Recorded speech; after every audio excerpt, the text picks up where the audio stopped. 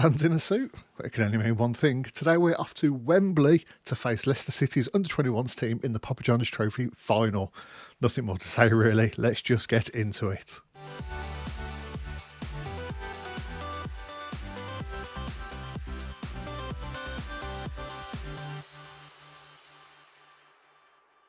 So yes, today we're going to be taking on Leicester City's under-21 teams in the Papa John's Trophy final. That game is actually on the 1st of April and today is only the 7th of March, so it is a little bit away, but in this episode we are only going to do this game. So as you can see, before that game, that's the wrong tab, on the schedule, we have got 3 matches before that. I'm not going to recap them in this episode. We're going to focus purely on the Papa John's Trophy today, and then at the start of the next episode we'll recap these 3 games as well as wherever we come back for here. I'm not sure where we're going to come back. We've got Leyton Orient 24th, Halifax 21st, Mansfield 23rd. So those 3 should be relatively easy winnable games. Before that, we've got Sutton in 7th, Wickham in 19th, and Crewe in 9th.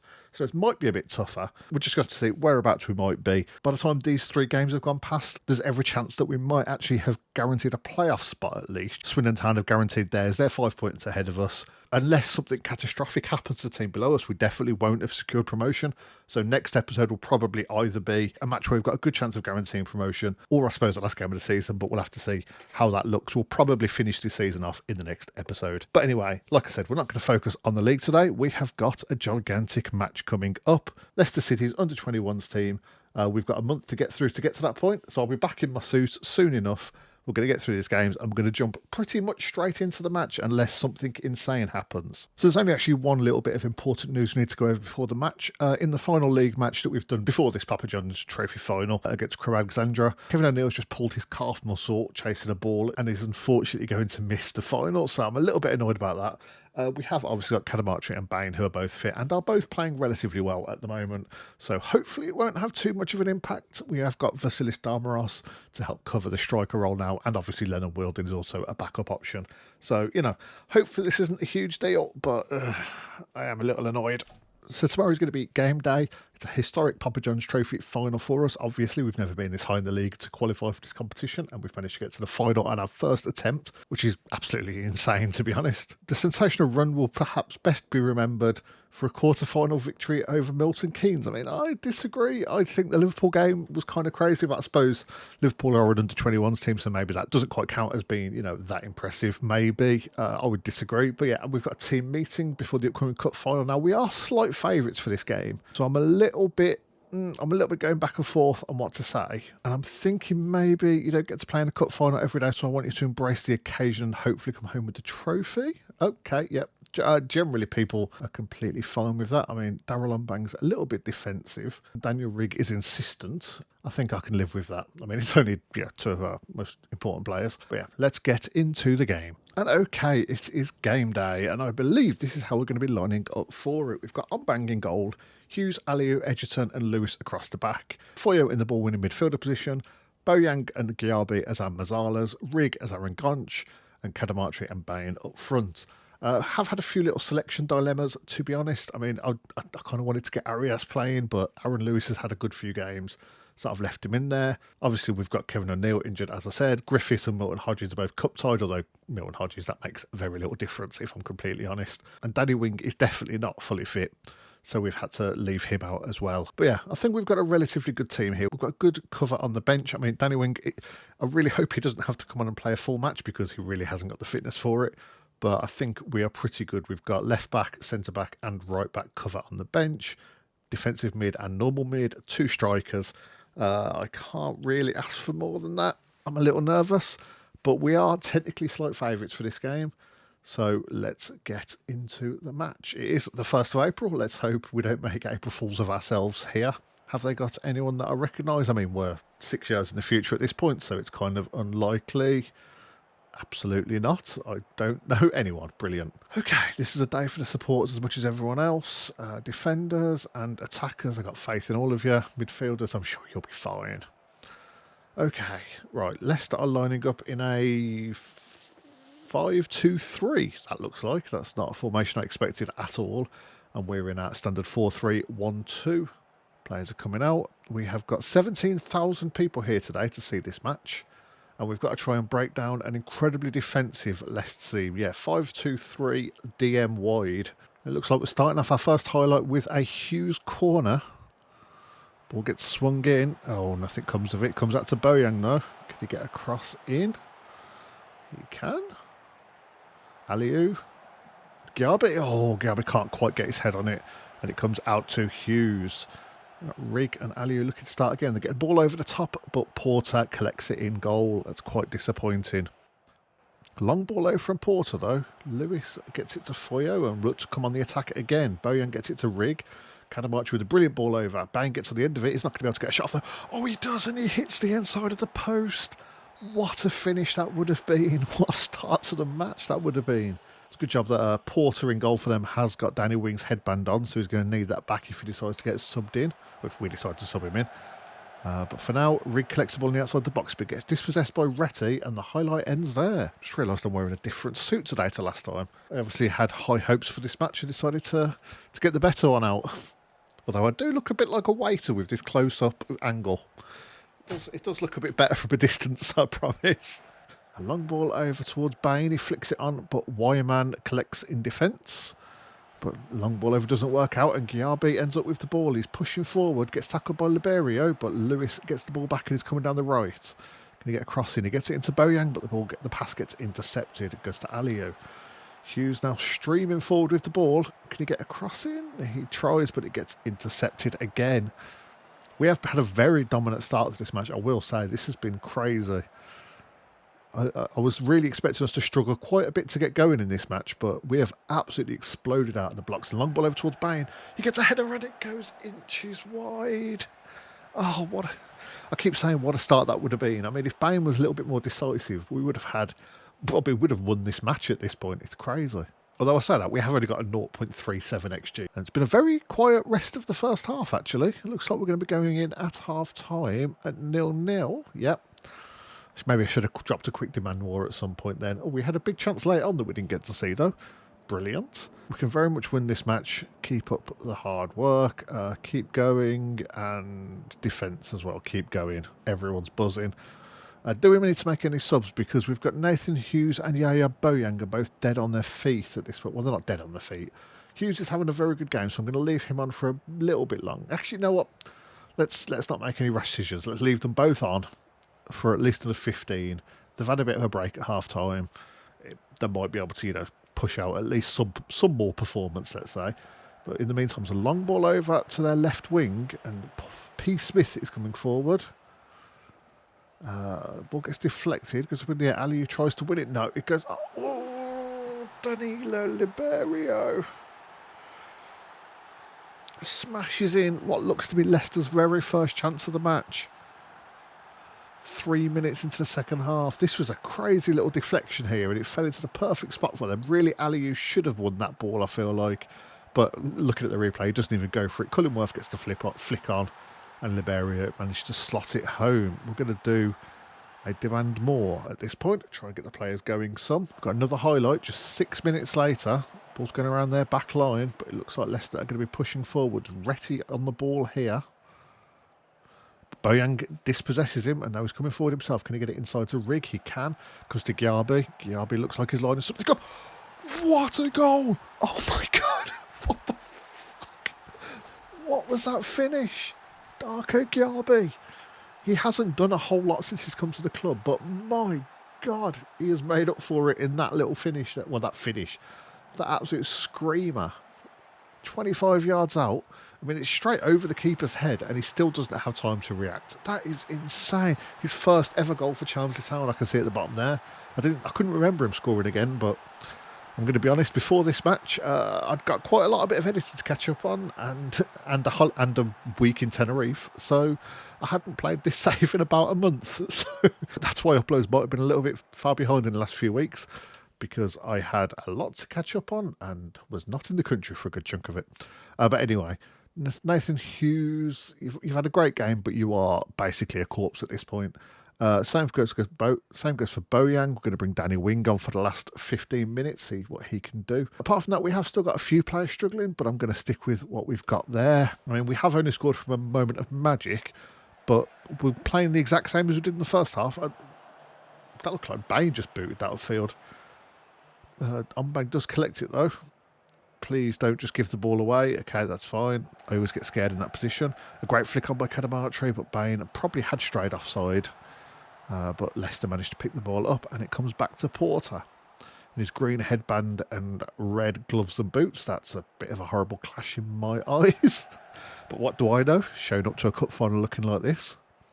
The shirt that I haven't worn in about 3 years since I've been working from home, and it is very tight.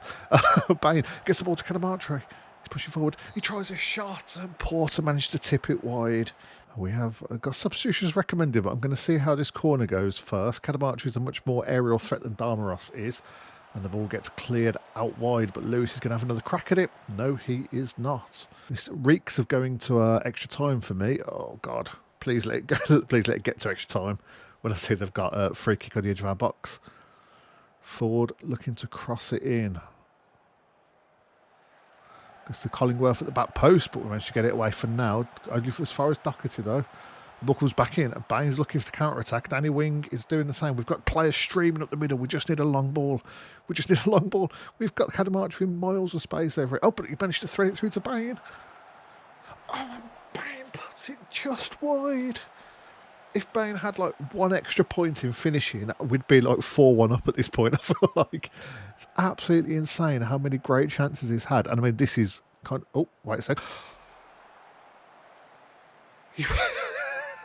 I don't know if you can see that. He went for an overhead kick.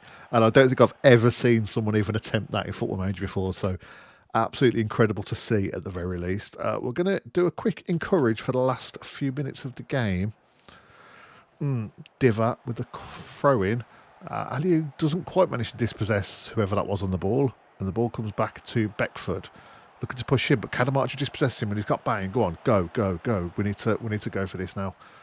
Giarbi comes over to Giarbi. Someone pushing through the middle, hopefully. Giarbi's just going on his own. Can he get a pass in? He can. I've just punched my fan. Bailey tight Cadamartri must secure the victory for us here. 89th minute. Giarbi, I take back everything I've said about you, my man. If I haven't gave you a new contract, I think he's still here next season. But even if it's running out, I think I might give him a new contract. Because, oh my God, what a comeback. Right, now we just need to be sensible now. Instructions, slightly lower the tempo. No, time waste needs to go up, not directness going down. Work the ball into the box. Yep, I think that's... We've got 3 minutes. Can we go 2 for 2 at Wembley? Yes, come on. Is that manager wearing red glasses? That is quite the look. It's crazy. It's a crazy thing to go for, but we have just got our second ever cup trophy. I think we won the FA Vars, was it? I mean, we're talking a good few seasons ago now. I always think it's the trophy or the Vars, but the trophy is like just non-league. Vars is very non-league. But there we go. 2 for 2 at Wembley. We've got red fireworks. That lines up perfectly with what our club plays in, obviously.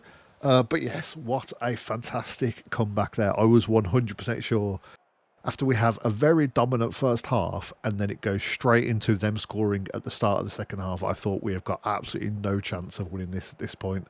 But we've managed to do it. Look at that XG jump late on. Just absolutely insane. I mean, having a shot from a yard out will tend to do that for you, I suppose. But a brilliant bit of play.